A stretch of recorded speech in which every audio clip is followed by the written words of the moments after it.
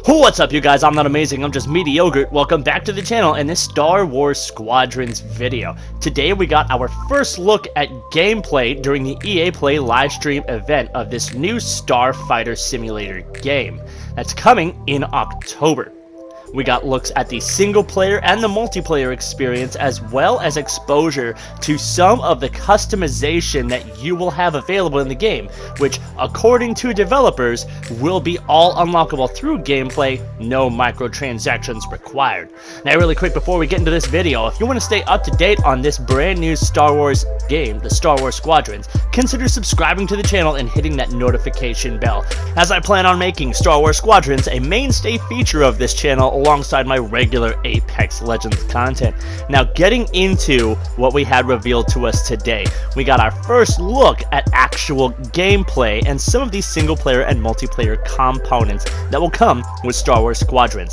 The single player features a story where you will create two fully customizable pilots, both for the New Republic and for the Empire, and you will actually get to play on both sides of this battle, witnessing everything through your cockpit. And this whole game will be played through first person, and everything you need to see is actually referenced in the heads-up display of the spacecraft itself. There is no traditional display on your screen. You are completely immersed inside the cockpit of your spacecraft. So we have this single player story component that will introduce you to all of the different concepts that make up flying a starfighter, from controlling your engines to customizing your components to diverting your power to different systems in the middle of combat. The single player story sets you up and is going to put you in every single one of the different ships.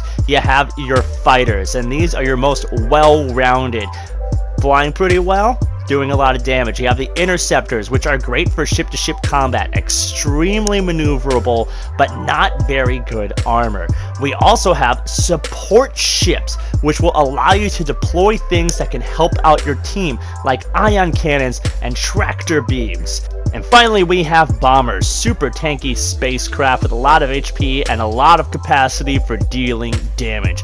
Now, we also got to look at the customization options. You're going to be able to customize your starfighter as well as your pilot, with everything supposedly being earned through in-game activities. And you can even put up stuff inside your cockpit, like they show off a bobblehead Ewok sitting in here.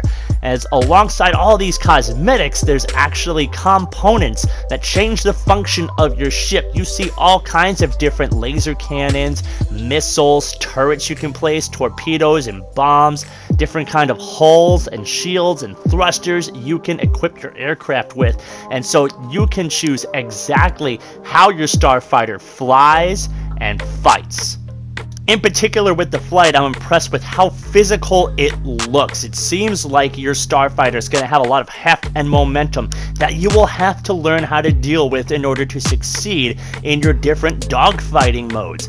You have your traditional 5 versus 5 mode, and they seem to have put a huge emphasis on the teamwork that will be required in order to accomplish your goals here. They in particular show off the use of one starfighter hitting another with a tractor beam so that his teammate can line up the shot and make the kill, or use of like turrets and mines placed around the battlefield to cause havoc. But then, of course, the flagship quote-unquote mode of this game are the fleet battles, which are massive, their words, not mine, massive battles that will feature both your own squadrons alongside a huge amount of AI-controlled fighters, and you'll be having to accomplish a series of goals in order to win the event. You'll have to start off with basic dogfights, clear the path to the enemy cruisers. On either side, there will be two smaller capital ships that you will have to destroy first. Then once these two smaller capital ships are out of the way, you will get to move on to tackling the final larger ship. And even that is not a simple process. There are different components on that capital ship itself you will actually have to target, like the shield generators, or the targeting systems, or the power system, the reactor that's on the bottom. And not just, okay, shoot the giant ship until it blows up. There's actually specific pieces that you're going to have to target before you can start actually doing damage to the greater spacecraft itself.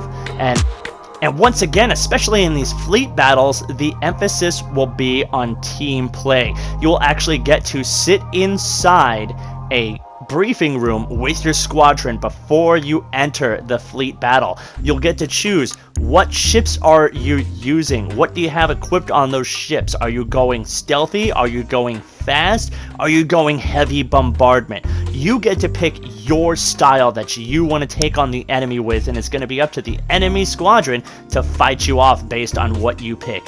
I am just ridiculously excited for this game and this Starfighter experience that's been promised to us. Like I said before, Starfighter Assault was my favorite mode in Battlefront 2, and it was just so under-supported. Now we have a full game that's even going to be full VR supported. Can't wait for it. Hey guys, make sure you subscribe to the channel for all the news on Star Wars Squadrons.